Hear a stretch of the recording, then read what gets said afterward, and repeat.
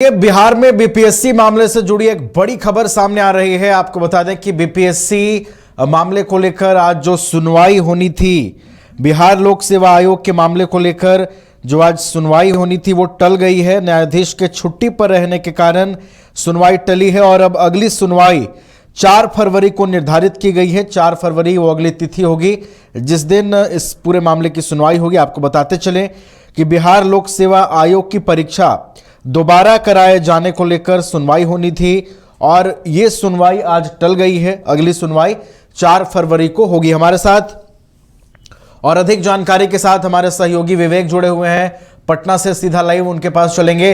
विवेक, एक बड़ी खबर सामने आ रही है, 4 फरवरी को अब अगली सुनवाई होगी। बीपीएससी की परीक्षा जो दोबारा आयोजित करने की मांग हो रही है, आज किन वजहों से सुनवाई टली है विवेक?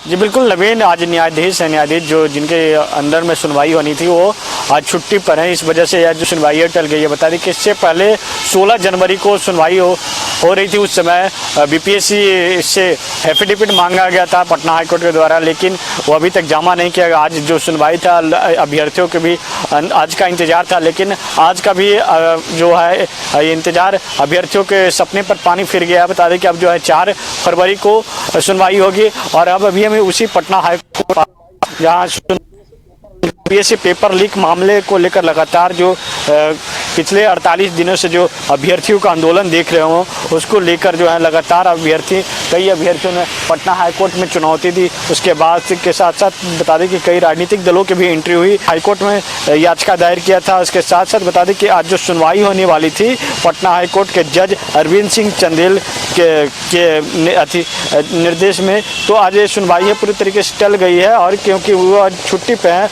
बता दें कि कल बीते दिनों जब आपने देखा था कि कल किस तरीके से राजधानी पटना में के सड़कें जो पूरी तरीके से रण क्षेत्र में तब्दील हो गया था। लोग अभ्यर्थी सीधे गर्दनी बाग से उठकर बीपीएससी कार्यालय तक पहुंच गए थे। बीपीएससी कार्यालय का घेराव किया था, उसके साथ साथ जेडीयू कार्यालय का घेराव किया था। उसके बाद जब दोनों जगह से हटा दिया गया, उसके बाद जो लोग अभ्यर्थी जाकर डाकबंगला पर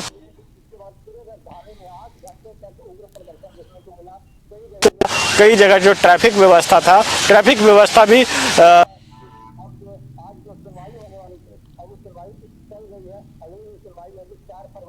4 फरवरी को होगी। अब देखना होगा 4 फरवरी को अगर सुनवाई होती है तो क्या अभ्यर्थियों के पक्ष में आता है कि नहीं। अगर शुरू से अगर मामला को समझा जाए, 13 दिसंबर को परीक्षा ली गई थी बीपीएससी 17वीं की। उसके बाद पेपर लीक का मामला सामने आया बापू परीक्षा सेंटर से। उसके बाद जो अभ्यर्थी हैं गर्दनी बाग धरना स्थल पे जाते हैं और वहाँ से धरना देते हैं और शिक्षा सत्याग्रह का नाम रखते हैं। 18 दिसंबर से अभ्यर्थी जो वहाँ पे बैठे रहते हैं। उसके बाद कई राजनीतिक दलों की एंट्री होती है, कई राजनीतिक दल के नेता वहाँ पहुँचते हैं और अभ्यर्थियों का समर्थन देते हैं, जिसमें प्रशांत किशोर, तेजस्वी यादव, पप्पू यादव जैसे तमाम नेताओं की एंट्री होती है। और लगातार री एग्ज़ाम की मांग को लेकर अभ्यर्थियों के साथ बैठे रहते हैं। और लगातार जिस तरीके से बीते दिनों जो प्रशांत किशोर ने अभ्यर्थियों के साथ जब सड़क पर निकले थे, उस समय कई लाठीचार्ज भी हुई थी। और इस मामले को लेकर जब कल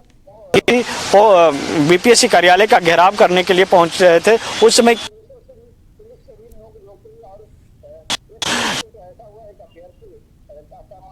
असामाजिक तत्व के लोग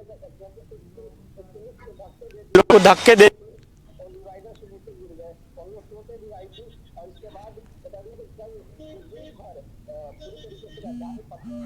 राजधानी पटना के जो सड़कें हैं वो रण क्षेत्र में तब्दील रही। 8 घंटे तक वो जो प्रदर्शन कर रही हैं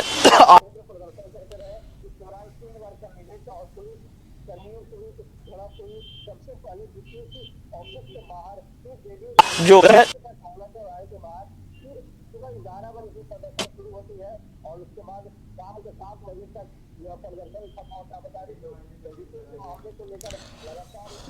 चलिए विवेक, आपसे हमारा संपर्क फिर से टूट गया है, लेकिन आपने तमाम वो जानकारियां दी हैं।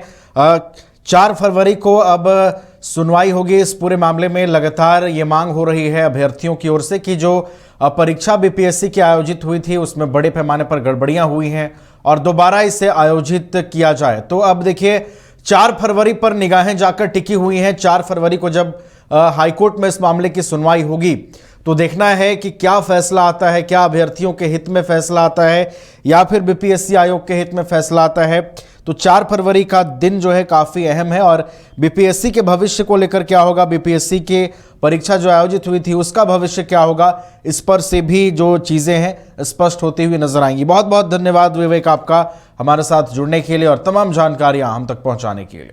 विश्व स्तरीय मेडिकल सुविधाओं से युक्त रांची का देवनिका हॉस्पिटल, जहां है neonatal ICU, burn intensive care unit, modular operation theatre, 24/7 emergency trauma service, multi disciplinary ICUs, emergency care, MRI, CT scan, advance cath lab, fully automated path lab, echo, ultrasound, ultra modular patient beds और pharmacy. Devanika hospital and research centre, किफायती दर पर विश्व स्तरीय इलाज, ancillary Chowk, Tupudana industrial area, Ranchi.